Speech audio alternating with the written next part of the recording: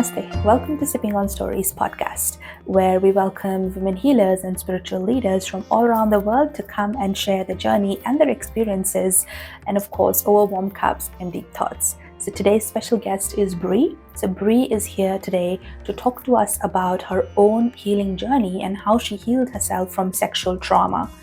Bree is a wonderful mother of two, and she stepped into the world of healing by suffering from postnatal depression.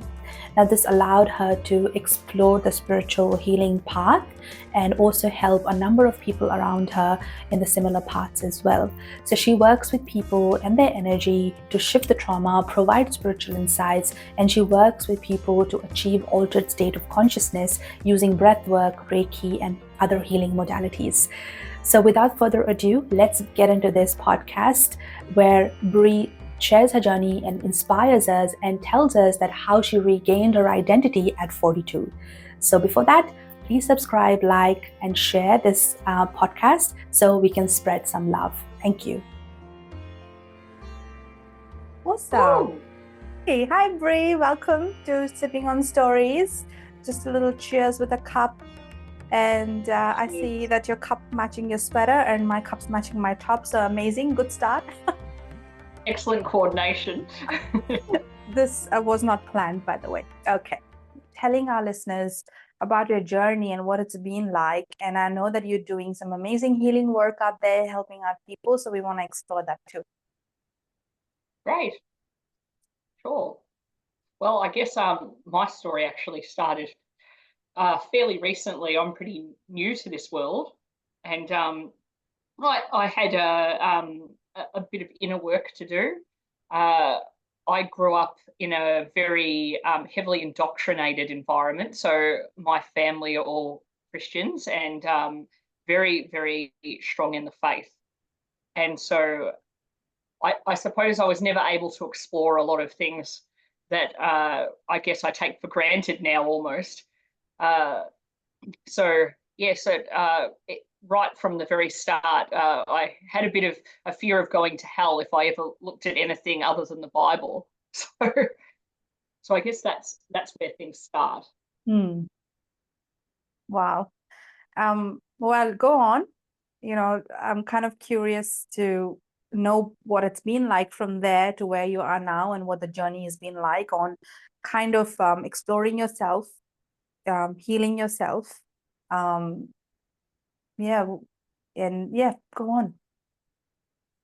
Well, I suppose, I never really looked at anything other than my faith, and I'd go to church every Sunday and do all those things, but I always felt like I couldn't connect with God.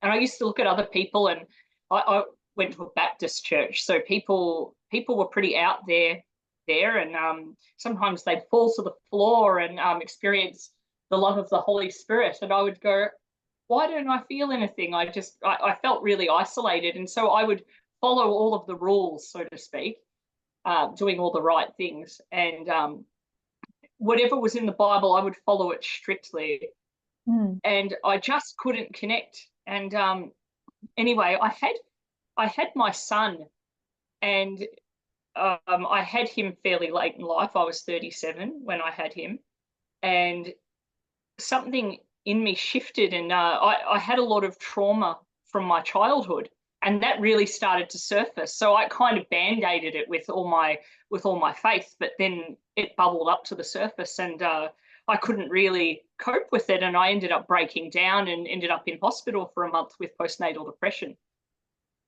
And that's when I started to look at therapies, and I was determined to fix whatever was broken in me so that I could be a better parent. And I started to see psychologists, psychiatrists, doing a lot of inner work, and that did help me. It did help me, and I did get through. I ended up needing to have some medication, some antidepressants, and a lot more work in the hospital, but I got there, and I ended up going back to work, and I kind of almost forgot about it all. I was doing everything right, I thought, and all was well. And then I fell pregnant with my daughter, and I was 41 when I had her, and something about her birth, it just broke me. I had a difficult birth, and I nearly died. I had a very large hemorrhage with her, and I wasn't well afterwards, and I was kind of couch bound. I suffered postnatal depression again, but I was better prepared. But yeah, I wasn't myself. And then I saw something in a documentary about breath work, and I thought, okay, I need to have a look at that. But that was a bit, against my religion. So, that can create an altered state of consciousness. So I was unsure about that, but I found a lovely man to help me, and he took me through that journey and held space for me. And from that moment on, I knew that everything was different. And I started to work with different energies, and I started to learn about crystals and Reiki, meditation, and yeah, so many other things. And I met all these beautiful people, and I started to work through things. And then, I realized that there was so much more. I met God, essentially, and I realized that God was so much more than just this being up there, and we have to do all of the right things and follow all the rules so we don't go to hell. I realized, no, there's so much more. So, yeah. Wow, that's a lot of trauma right there. And when you were telling me, my heart just went, oh my God. And there was like the sinking feeling in my stomach when you were talking about the whole experience. I can imagine. And, when we did connect and talk about your journey, I think the biggest thing that we talked about was sexual trauma. And not everyone talks about it in the open. And there's a lot of people out there kind of going through it and suffering through it silently. Maybe, Yes. the feeling, maybe they don't know that they have this, or maybe they're worried about fear that they will be judged if they open up, or just simply not knowing how to heal from this. So I know that you have gone through this. So if you can tell our listeners, what was that like, and how did you, I'm pretty sure you're still healing. And what kind of steps did you take in order to, identify it and heal from it? So what kind of support system did you have when you were going through this journey of healing through sexual trauma? For most of my life, I couldn't actually face it. So I had suppressed a lot of the memories around it. I did have memories about when I was around 4 and 5. I remembered that I had a lot of pain, physical pain in my womanhood, and I could never understand that, and I didn't know where that came from. And when I started working with the breath work, it actually brought up a lot of sexual abuse that I had suppressed, and it fitted in with all of the memories of the pain and that I'd experienced physically. And over many sessions and working with a psychologist as well, we were able to pinpoint what had happened. And it had actually been ongoing probably into my teenage years as well, but from different people. So there was a lot of shame around that. It wasn't just that I experienced it and that I couldn't handle facing it anymore. It was the shame and the fact that people may see me differently or think that I was broken, and I didn't want to be viewed that way. So it was something that I had to shut down. And when I did eventually see it in its entirety, it really took one moment in breath work to surrender to it and allow it to be replayed.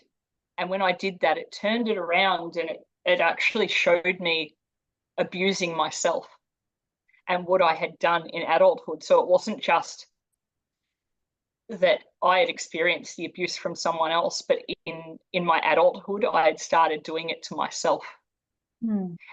And it's something that I had never heard of or knew consciously that I was doing. So I was physically hurting myself.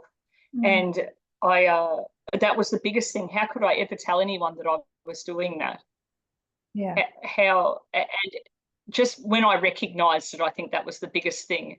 So a friend, I could never talk about any of these things to anyone, but a friend who was very open about her sexuality, and she pointed me in the direction of this group. She said, you might be interested in this story about a woman that made love to nature. And I thought, that's really weird. I don't think I can do that. But I was fascinated, and I went onto this group, and all these women, they were just talking about their experiences, and they were so open sexually about their experiences and their trauma. And it was like it gave me permission. And so I wrote an anonymous post on this group about my sexual abuse and the way I abuse myself. And they were so amazing. They suggested all sorts of things. And the biggest thing was the love. They loved me anyway. And I didn't think I thought I was unlovable, especially because of that. There's no judgment there from anyone. No, there wasn't. And I was moved by that. And they suggested a thing called yoni mapping. And I don't know if you want me to go into the details of what that involves. Yeah, maybe tell the listeners a little bit about what it is, because not everyone would have heard about it or know what it is. No. So maybe a little bit of just shedding light on it would be great. Sure. So it wasn't anything I had heard of either. So I had to do a bit of research. But essentially what it is, you go to it's usually a woman that you go to see, and she'll give you like a very somatic body massage, and then they go to your basically they go to your vagina, and they will actually touch different parts of your body and release tensions and pressures that are in that part of you. And I didn't think it was possible that you could hold so much in that place, but you can, and they will release that. It's not exactly sexual, but it can be. But it's more of a releasing that stored tension in those places, and it can be external, it can be internal, and it can be over a lot of sessions, or it can be over one. For me, it was the hardest thing I have ever done in my life, because the amount of shame that I had sexually, even with my own husband, I would, after any sexual encounter, quite often I would go into the fetal position, and I would have so much shame that I could have feelings about that. So to go to see a stranger and have them touch you was the most intimidating, frightening thing I've done. And I remember looking up the stairs to go to this woman's studio, and I looked up and I thought, I can't do this. There's no way I can do this. But something made me go up those stairs, and I told her a bit of my story, and she said, we don't need to do anything, it's okay. And she just kind of eased me into it. She got me to change and put on a robe, and she did everything so gently that I ended up allowing her to do that. And these sessions are about 3 hours, so it's it takes a little while to open up to it. Yeah. But I did, and I was okay. She gave me a safe word. And I think it's important that you feel safe in that kind of environment. Yes. So, yeah. Yes. And everything she did, every step, she asked my permission first, and just took it easy. She really did. And she didn't leave me vulnerable to be naked in front of her or anything like that. She would always cover me when I needed to turn or anything like that. So it was really done beautifully. And it wasn't in a well-lit room. It was by candlelight and all of that. And she knew what she was doing. Yeah. She created an atmosphere where I did feel safe. But also a lot of it was to do with eye contact. And to be able to make eye contact with me the whole time, it was almost like there was nothing to be ashamed of. It was okay. And just, and she held me when she moved on from that part of the therapy, and that was one of the biggest things for me, because I'd never really let someone hold me before, and she did, and it opened up a lot for me.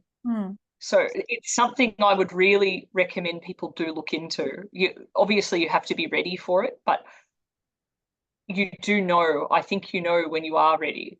Yeah. And it's helped me more than most things. Yeah. And how did this help you, the post-session? What kind of changes did you see, and what kind of changes did it kind of bring into your own life with the trauma, with the healing? Well, it was about a 3-week process. I noticed that I was still in it. Almost like I would meditate on it every day, and when I'd go to work, I often had time alone in my job, and I was able to kind of process it there as well. So it was all the time, around the clock. There was this processing, and it actually led to me realizing that that even though I was married, I actually liked females, and that was a big surprise for me, because that wasn't something that I realized. So that was one of the big things that opened up, but it also allowed me to accept that about myself. And because of all of the indoctrination before, it was probably one of the hardest things that I could have accepted, but it allowed me to accept that and realize who I was. So there was a huge opening as far as knowing who I was. It wasn't just because it was releasing trauma, but it was also, allowing me to see myself and allowing me, I'm human, it's okay. Wow. And from there, I did have another session after that, and I've worked with another lady as well. And she does a thing called womb work, so it's even deeper work again. So there's a lot around that too. Oh wow. I can sense that has been so hard. I mean, to be in your position, I have no words to describe how I feel right now, Brie, but it's just the sensations I'm having in my own womb as you're talking about it is crazy. So the amount of trauma, the amount of healing, I mean, is still going through it. It's not easy. And I can understand why people, fear to come out. People fear to ask for help because there's so much judgment.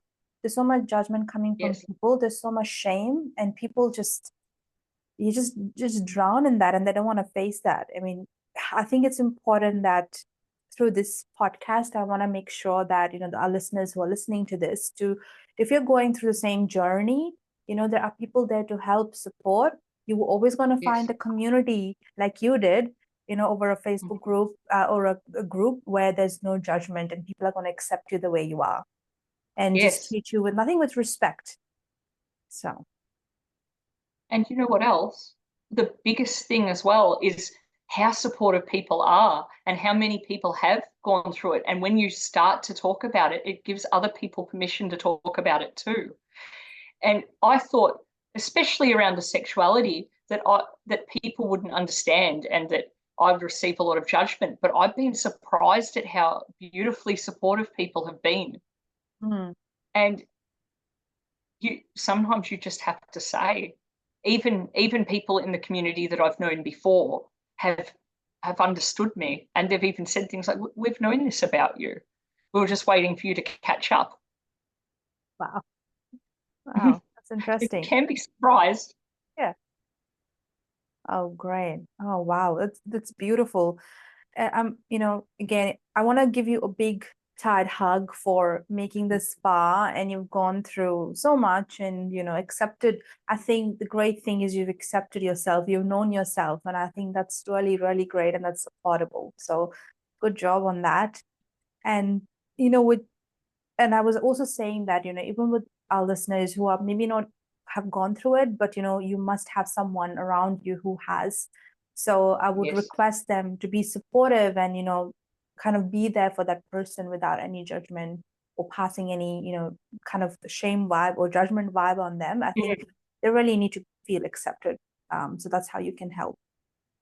Oh, wow, great. And Bree, tell us about, of course, you've gone through different avenues. Is yoni mapping has one of them that has helped you kind of come out and embrace who you are as a person. So what other practices or other healing techniques that you kind of leveraged in order to help you through this healing?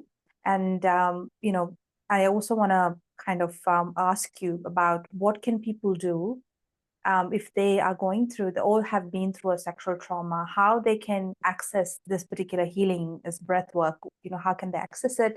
And what can it do apart from, of course, dealing with the trauma, of course, but kind of benefit that it can give apart from that? Maybe it's the more holistic way, in a more holistic way, or does it kind of target a particular trauma that you have, or how does that work? Well, with breath work, like any type of altered state of consciousness, your body has its own innate intelligence. So you'd think, okay, we focus very much in this world on the mind, and we give it a lot more credit than it probably deserves. Our whole body has consciousness. When you go into an altered state of consciousness, say through breath work, you are shutting down your ego. And your ego is the filter that you see everything through. It's that voice that's always chattering away in your head. Mm. You need to remember that the things that go through your head and those voices, they're not real. What's real is what's around us now and what our body experiences. Now, our body can't lie. It doesn't have that commentary going. So when you go into that altered state of consciousness, it shuts down that ego and it allows your body and your true higher self to speak. So whatever the trauma is, and trauma comes in so many different forms, and I myself work with trauma victims, and it never ceases to amaze me how, when you do this work, it knows exactly where to go. So you don't need to think about it. What you do need to do is set an intention. So if you have sexual trauma, if you've experienced physical violence, if you've had a partner that's been violent, anything like that, financial abuse, narcissism, all of those things, your body knows. And the belief systems that it creates around that, once the ego is shut down, it knows exactly where to go. You don't need to say much. You just say, okay, my partner narcissistically abused me. I want to work on that. You can say that, and you can be sure that it will work with that. It might remove some layers first that you weren't quite aware of, but it will get to the point. So your body knows what it needs. Your higher self, your subconscious, your true consciousness does know. So there's not a lot that you need to do except trust the process. I think that's a very good point you mentioned, trusting, having faith. If you decide to go on a path of any healing, it's not necessarily breath work, but there's so many healing avenues that exist, so many healing modalities that exist, right? I think the one big thing is faith, having faith and trust kind of just makes your experience so different because you're having faith and the trust in moving forward with that healing, and it can do wonders. And I think that's a good point. I agree totally. But yes, you can have doubt. You can have doubt, and that's normal. And you're going to get a lot of your own commentary, and there's fear. We're all comfortable. So it might not be great, the situation we're in, but we haven't died, have we? So you've always got that commentary running, but there's so much more. There's so much more that you can experience. And that little push that you get, you're going to have the doubt, but you're going to have that little push. It's that little push right here on your shoulder that's saying, there's a little bit more there. Why don't you just have a look at it? You trust that feeling, just trust it, and you'll see. Yeah. Oh, that's amazing. Oh, thanks for sharing that. And you mentioned breath work, and you also work with a lot of people with traumas, with different sort of traumas. So do they have to be in person at the time of healing, or can it be done remotely? It can be done remotely if need be, but it is better in person, especially probably the first time that you're working with it. It is good have someone actually holding space for you. You can do it online, of course, but I would recommend seeing someone personally, especially with some modalities. You really do need to be hands-on. There is other work like energy work such as Reiki can be done remotely quite easily. Yeah. But with altered states, it is good to have another human being with you that can hold you, literally sometimes hold your hand and help you through it. Because sometimes it's confronting. It's not all rainbows and unicorns. It can be hard because you are tapping into something that you've suppressed quite often. So I would recommend finding the right person, and that's something I can leave some information with you about. Also, I would recommend kinesiology. Kinesiology is wonderful, and that is something that can be done remotely. Right. There's the other thing I was thinking about, Brie, as you're talking about, when you do see a person, face to face during healing, and you said that it's important that you hold that space for them. And you said it's not all rainbows and unicorns. And I cannot agree more, because I feel like some people do have, because I do talk to a lot of people, and they have this impression that if you're going through healing, they want to see something happen overnight. Look, I don't think that's the case in any type of healing. And you are going to feel, because people also fear that maybe they have expectations, they have fear that it needs to work immediately, it needs to or fear that it's going to bring out all these emotions, so I can't deal with it. So I'm not sure how you kind of respond to these people, are kind of scared of, they know that, hey, there's a solution that exists, there's this healing I can go to, and that's going to solve my problem. But how do you kind of answer or deal with this fear, or these kind of, I don't know, like skepticism even of people? So, well, there's preparation. So I'll often have 2 or 3 sessions with someone beforehand. That's usually remote. So I'll do that over the phone or via Zoom. And we have to establish whether they're ready or not. Because if they have a lot of doubt, and a lot of people are very much in their head, so they're not ready. If they everything has to be put on the table, and they have to understand every part of it, they're not ready. And so I will say to people, you're not quite ready yet. We need to do this work or that work. You'll know when you're ready, or you need to do other work first, so clearing of some sort. So if they're not ready, it's quite apparent to me. I wouldn't work with them until they were ready. We'd still do preparation, but it's also, look, it can heal you in one go, just like that. It can, but it usually takes a lot of integration afterwards. So you'll have realizations and understandings, epiphanies, if you will, and you'll need time after that to integrate what you've learned. So we're thinking, you've had this session, you might need 2 or 3 sessions afterwards of just talking and just working your way through it. And that's how it works. So you might need another session down the track, or you might need to work with other modalities as well. So we kind of work that out as we go. Right. Yeah. So it's more like you kind of work in hand with other modalities, while Yes, they definitely. also do self-work post your sessions as well. So yes, well, yeah, understandable. And I think there's a lot more sexual trauma. People are experiencing that a lot more than we actually think we do. So yes, I really, my plea is that people, just go out there, look, there are going to be communities, there's going to be people who are going to hold that space for you. So I think you need to come out and heal yourself. yes. So, and be inspired by Brie's story. And that's why Brie is here to talk all about it, and, kind of inspire you in a way that you can get out and seek help. So, or of course, come to Brie. And Brie, tell us also where you're based and where you're located. If I would love my listeners to reach out to you, if this is something that they're interested in as well. Sure. Well, I'm located in Baronia, which is in outer eastern Melbourne. But I also do come to people.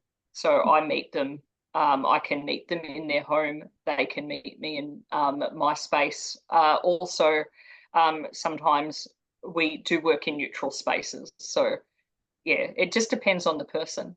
Hmm. But yes, I do travel all over Melbourne. So, Yeah. and Amazing. sometimes country areas too.